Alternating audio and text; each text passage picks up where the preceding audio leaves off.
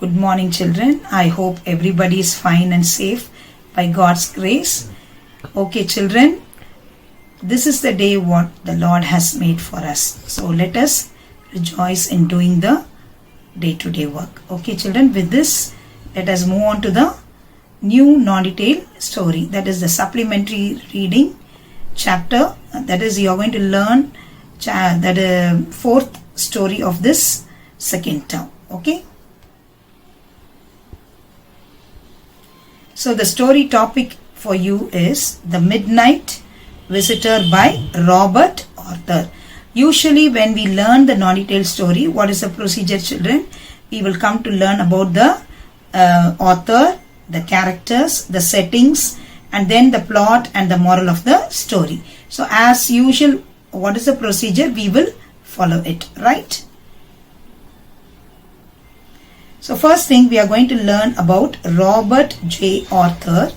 He was born on November 10th, 1909, died on May 2nd, 1969, was a writer of speculative fiction and specialized in crime fiction and mystery fiction.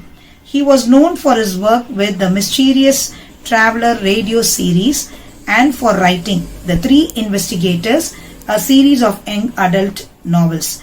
Arthur was honored twice by the Mystery Writers of America with an Edgar Award for Best Radio Drama. He also wrote scripts for television. This is all about Robert Arthur. Let us move on to the characters involved in this story.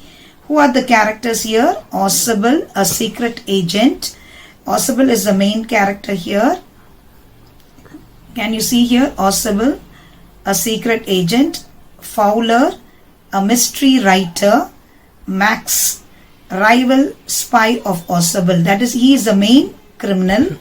And Henry is the waiter in the hotel. Okay. So these are the four main characters in the story. Now let us move on to the story. Okay. The story was about a witty secret agent named Ausable. Ausable was a chubby, messy and clumsy man. You can see his appearance. Okay, he was a chubby, messy and clumsy man. Ausable met Fowler, a writer fascinated by spies and secrets. Ausable was expecting a sensitive documents arrive that night and so asked, that is the Fowler, to follow him through the night. So he is expecting the Fowler to follow him throughout the night because he was expecting important documents about missiles.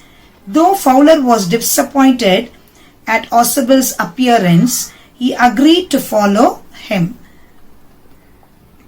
Suddenly, Ausable got a phone call regarding someone who had entered his hotel room. So Ausable was staying on the 6th floor of the hotel room and he heard a phone call that someone is entering the room.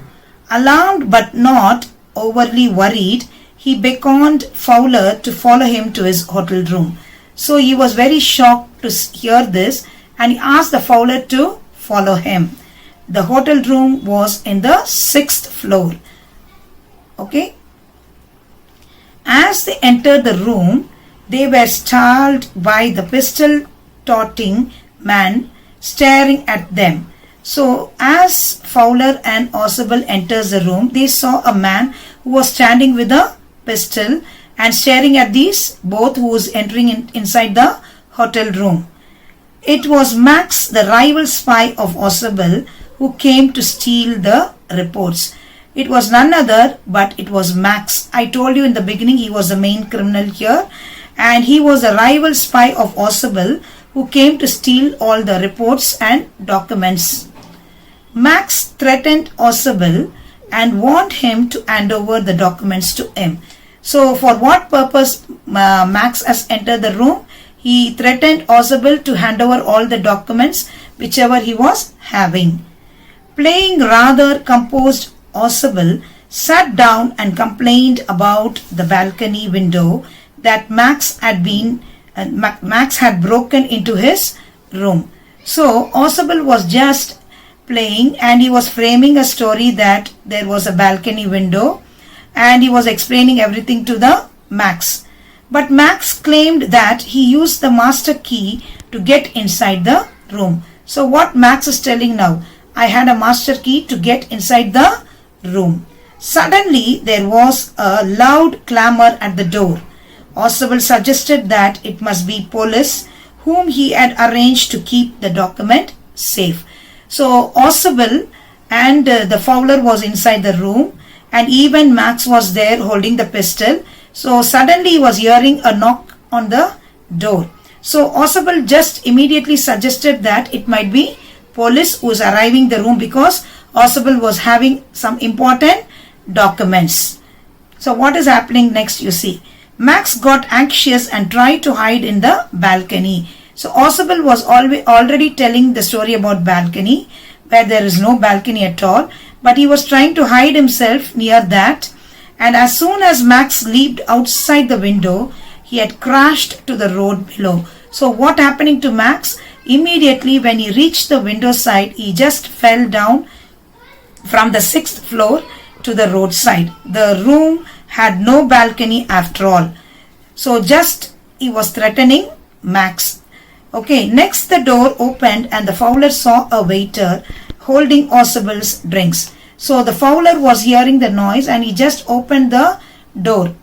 Who was standing there? No other person. He was a waiter. Henry was just bringing some drinks which Oswald has ordered in the hotel.